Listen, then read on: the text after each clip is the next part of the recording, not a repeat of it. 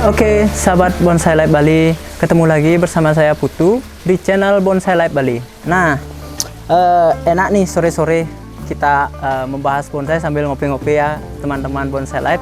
Nah, sekarang kita akan membahas santai mengenai tentang Cemara sinensis.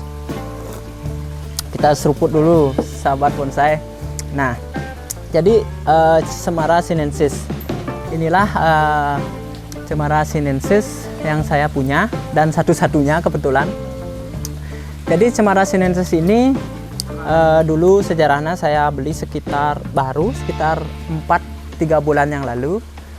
Dulu terbentuknya Cemara sinensis ini awalnya tidak terwiring dan saya mencoba wiring sendiri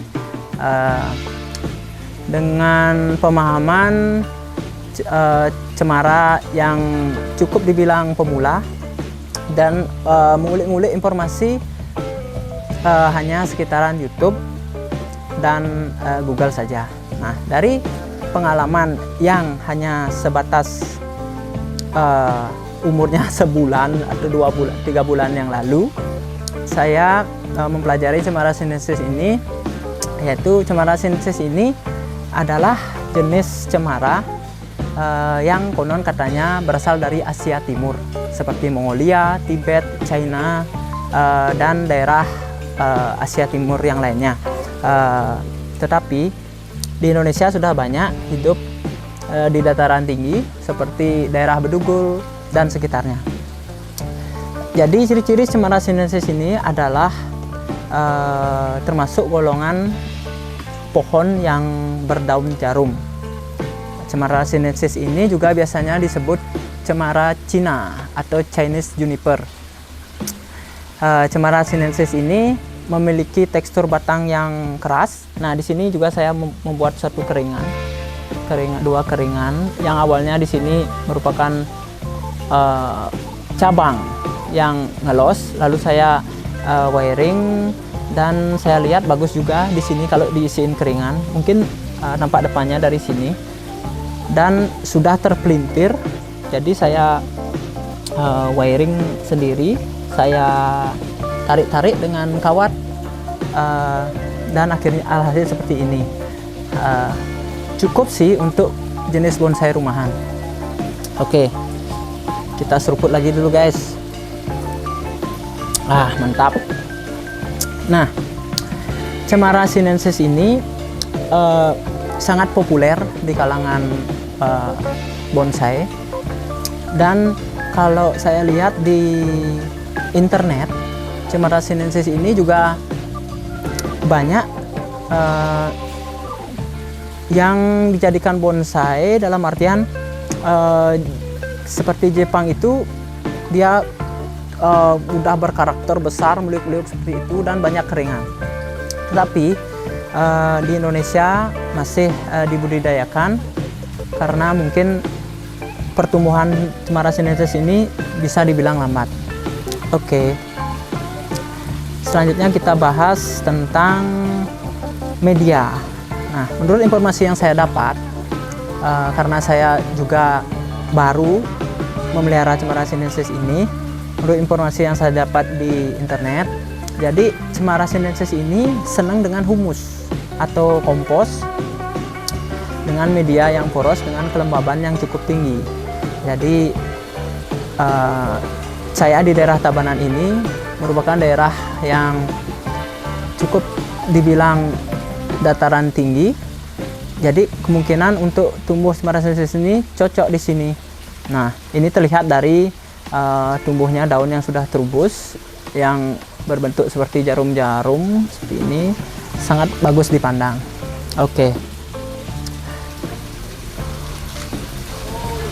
Karena kemungkinan Cemara sinensis ini pertumbuhannya lambat, jadi kita bisa menikmati hasil wiringannya kita cukup lama. Jadi untuk pruning ataukah memangkas daunnya cukup kita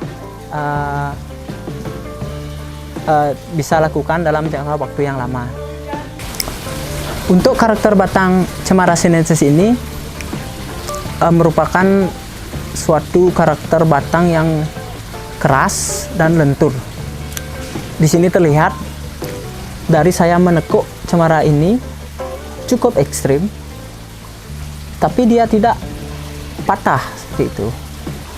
Nah, batang yang besar pun saya tarik dengan signifikan juga tidak patah. Ini mencirikan bahwa batang untuk Cemara sinensis atau ranting-rantingnya bisa terbilang cukup lentur. Untuk masalah kualitas keringan, saya kira saya lihat dari internet juga banyak sinensis yang menonjolkan keringan yang begitu mewah, keringan yang begitu terlihat sangat kuat. Mungkin bisa dibilang keringan untuk Cemara sinensis ini bisa mirip-mirip dengan keringan jenis bonsai seperti sentigi. Nah, untuk karakter kambiumnya di sini saya sempat karena membuat keringan ini saya kelupasi kulitnya, cukup dibilang tebal jenis kambiumnya, dan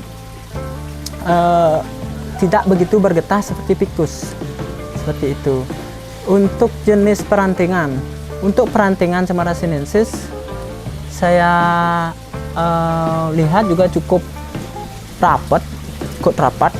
Ini di sini terlihat dari proporsi atau struktur pohon, yaitu batang, cabang, anak cabang, ranting, dan bisa mencah ke anak ranting sampai cucu ranting seperti itu.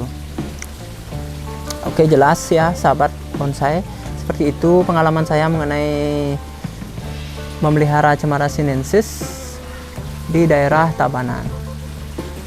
Nah, dengan perkumpulan daunnya yang begitu indah dan cantik, seharusnya ketika kita membuat suatu bonsai ya sekelas untuk bonsai rumahan seperti saya ini dengan Cemara sinensis harusnya bisa cepat jadi ya, karena ketika kita masuk ke tahap anak ranting saja kita sudah bisa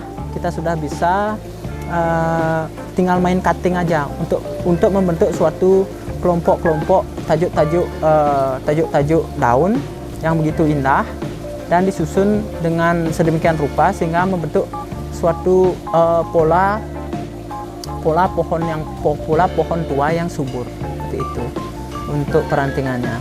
Nah, mungkin kita sekarang membahas media, mungkin media yang cocok untuk Cemara sinensis yang saya miliki ini dan di daerah yang Tabanan yang terbilang cuacanya cukup lembab. Jadi mungkin kita hanya nanti pas ganti media saya hanya memakai pasir malang sedikit, kompos daun, kotoran hewan sedikit, sama sedikit kokopit. Seperti itu mungkin racikannya. Kalau teman-teman atau sahabat bonsai live punya Dekastar ataukah Osmocote, bisa dipakai Osmocote untuk menambah nutrisi atau kelengkapan unsur hara yang ada di bonsai Cemara sinensis ini. Oke, masalah harga pasar di pasaran Cemara sinensis kalau dibandingkan dengan bonsai-bonsai yang lainnya, saya kira harga Cemara sinensis cukup stabil ya. Itu terlihat dari beberapa Cemara sinensis dari teman-teman yang sudah terjual dan harganya cukup stabil seperti itu.